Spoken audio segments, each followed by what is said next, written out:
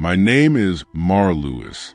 My YouTube channel has over 400,000 subscribers. My theme is going where normal people don't dare go.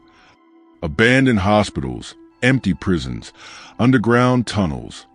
I've been in them all. But if there's one place I wish I'd never been, it's room 413. The Belgrave Hotel in New Orleans has been abandoned since 1997 after a bizarre mass disappearance. 5 people went into room 413. No one came out. No blood, no fingerprints, no clues. Police closed the hotel just 3 days after the incident. I found this information on a deep web forum in a thread that was taken down almost immediately after I clicked on it. That's why I had to go there. I arrived at Belgrave at 1:34 a.m., avoiding any prying eyes.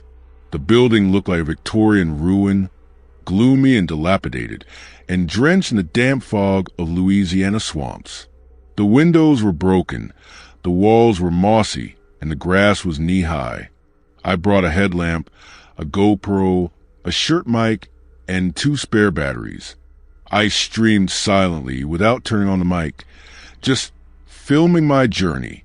Everything was eerily quiet, no traffic, no insects, no wind. The temperature dropped 10 degrees as I walked through the front door. The air was thick, as if someone had just breathed heavily right in my face. The reception hall still had the old wooden counter, a few rusty bells, and something that made me freeze. A tattered guest register, open to the last page, with scrawled handwriting. J. Carter, 11:58 p.m., room 413. L. Brody, 12:01 a.m., room 413. J. Torres, 12:04 a.m., room 413. D. Hanley, 12:06 a.m., room 413.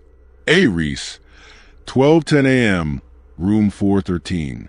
No date, no year, but the ink was still fresh.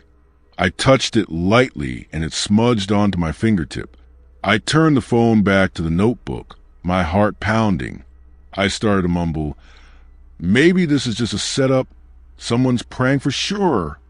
I tried to regain my composure and walked towards a hallway leading to my room.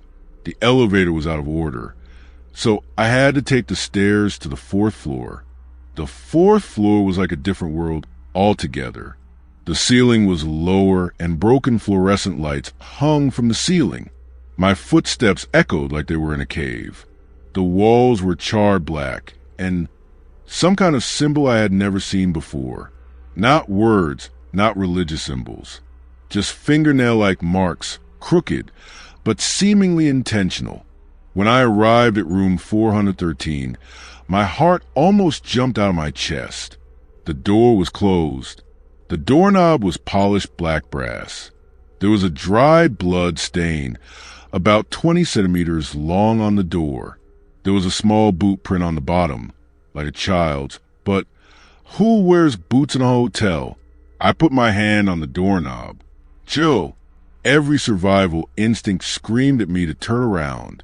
But I did a live stream, and people were watching. I opened the door and walked in.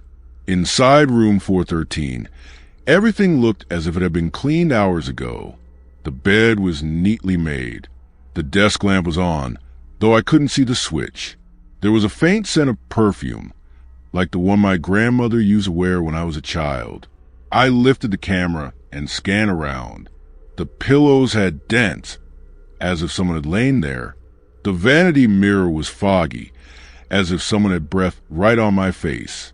I heard a click behind me. The door had shut by itself. I ran back to open it. No movement. Locked from the outside. I tried banging on the door, screaming, but every echo came back like my own inside my ears. A soft voice came from behind me. You finally came. I turned back. No one. The desk lamp flickered. The mirror began to show images of 5 people, blurry, standing close together, faceless. I started crying. I dare not move. I realized I had become the sixth person. I stood motionless in room 413, my eyes glued to the frosted mirror on the dressing table, the blurry figures, and they were still faceless, just empty bodies. I closed my eyes, trying to breathe deeply to keep from panicking, but my heart felt like it was about to explode. The whisper in the room rang out again, this time clearer. "We have waited a long time." I turned to look, but there was only darkness reflected on the wall. No one. Everything was silent. Even my breathing seemed to be swallowed up in the thick air. Then I saw it, a small wooden box on the table, old, carved with strange spirals.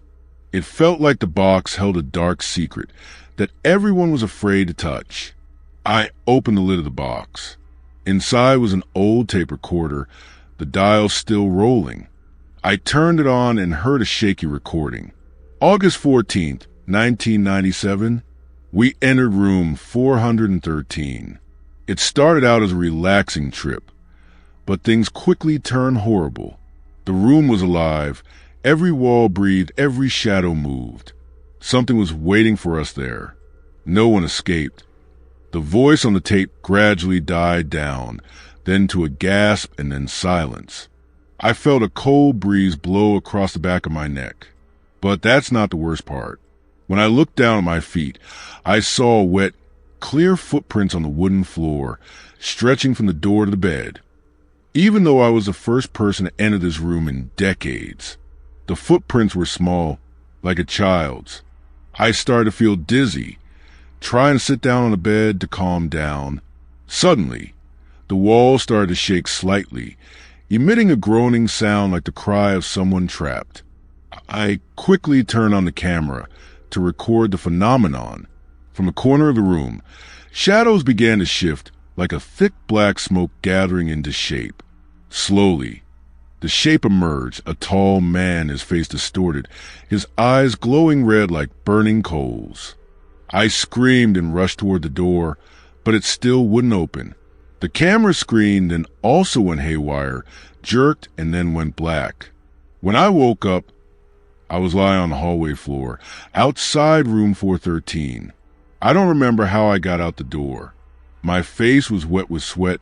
My heart was still racing. The camera was still recording. I looked at the screen and saw a video I had never recorded. An image of a room covered in blood, with 5 bodies lying face down, eyes wide open, and a dark figure standing in the middle of the room, his back turned. I was cold and quickly turned off the machine. I knew that my memories were no longer mine. Room 413 had taken a piece of my soul, and in its place, it had stuffed me with the terrifying memories of those who had disappeared. I had to get out of the hotel, had to tell everyone this story before I disappeared like them. After waking up in the hallway, I knew I couldn't go back to room 413 normally, but the feeling of being pulled, of being urged from deep within, kept me thinking about that room, as if there was a force that wanted me to go back. That night, I decided to bring the tape recorder and placed it right in front of room 413, then took a few steps back, keeping my eyes on the door. I turned on the tape recorder and waited. At first, there was only the sound of wind blowing through the long, empty hallway. But after a few minutes, I began to hear whispers. At first, they were meaningless sounds, like the whistling of the wind or the whispers of many people talking at the same time. Gradually, the whispers became clearer, forming words, but not English. I stepped closer, trying to listen. The whisper turned into a broken sentence, like a cry for help or a curse. "Help? Trapped? Don't open, danger, leave now." I recoiled. The words felt more than a warning, but an order filled with pain and despair. That night, I couldn't sleep. The whispers followed me into my dreams, turning into the sound of pounding footsteps, slamming doors, and the sound of a baby crying echoing in room 413. The next day, I decided to ask around about the hotel's history. An old employee told me about a mysterious case more than 30 years ago. A family who had rented room 413 suddenly disappeared without a trace. The room was unsealed and abandoned for many years. I also know that not everyone who has been in room 413 has returned safely. Some say they heard a baby crying. Others say they saw a shadowy figure appear in the middle of the night. The more I listened, the more haunted I felt. And at that moment, the tape recorder I had placed outside the door started making strange noises again. I ran over and saw the recorder screen showing a black and white image of a child standing in front of the room door, his face sad and his eyes deep, looking straight into the camera. I gasped, my heart pounding. How could that child be here? Was it a spirit trapped in the room? I know I'm flirting with death. I couldn't stop thinking about the child in the video recording. Every night, the baby's cry echoed in my head like a warning or a desperate call. The next day, I decided to return to room 413, this time not to explore, but to face what was waiting. I brought a candle, turned on the camera, and opened the door. Darkness enveloped me from the first step. The air was heavy, musty, and chilly to the bone. I walked the middle of the room and looked around. The old bed was still there, with the sheets untidy, as if someone had left in a hurry. There were deep scratches on the walls like brick claws. Suddenly, the candle I was holding flared up fiercely, then went out in a few seconds. The room was dark. I heard a whisper close to my ear, "Leave or stay forever." My heart stopped. I tried to turn on my phone, but the screen just showed a thick black screen. There was only one thing glowing in the room, an old lantern on the bed, giving off a dim, cold blue light. I knelt down and lifted the lantern, and inside was an old, tattered photo, a family photo. Everyone's face is blurred, but the child in the photo looked straight at me with eyes full of pain and warning. I gasped and stepped back when suddenly I heard heavy footsteps from the hallway outside the door, as if someone was approaching. I quickly hid the lantern in my pocket and ran out of the room without looking back. Out in the hallway, I saw a short, dark figure standing silently. Not a person, not an object, but something between dimensions. I didn't dare look any longer, ran down the stairs, determined to find a way to free myself and the souls trapped in room 413. But that curse has begun to awaken, and it won't let anyone leave easily. My heart pounded in my chest as I held the lantern in my hand, backing away from room 413. I knew I had to find a way to free the souls trapped inside, especially the child in the photo. I recalled the story the old clerk told of an old curse, that whoever failed to find a way to appease the wounded soul in room 413 would be trapped with them forever. Determined, I went to the hotel library and looked through old documents about the hotel's history. I found a tattered diary, handwritten by a woman who had stayed there, the mother of the child in the photo. She tells the story of her family's tragedy. One stormy night, her son went missing in room 413. In desperation, she tried to keep the child's soul with an ancient lantern, but the curse turned the room into an invisible trap. According to the diary, to appease the spirit, I had to light the lantern in room 413 at midnight, and at the same time read the poem she wrote to pray for peace. That night, I returned to room 413, my heart pounding. I lit the lantern, the sound of the fire sizzling in the cold space. I read her poem with a trembling voice. The prayer seemed to seep through the old walls. Suddenly, the atmosphere began to change. The baby's cries gradually disappeared, replaced by a soft sigh of relief. A soft light filled the room, and the short shadow I had seen before the door began to fade away. I felt a strange sense of serenity, as if the child's soul had found peace at last. The next morning, room 413 was clean and warm. No more scratches, no more eerie darkness. I left the hotel, carrying with me the horrible memories, but also the relief. Still, I know that there are secrets that should not be touched, and there are curses that will forever lurk in the hidden corners of the world.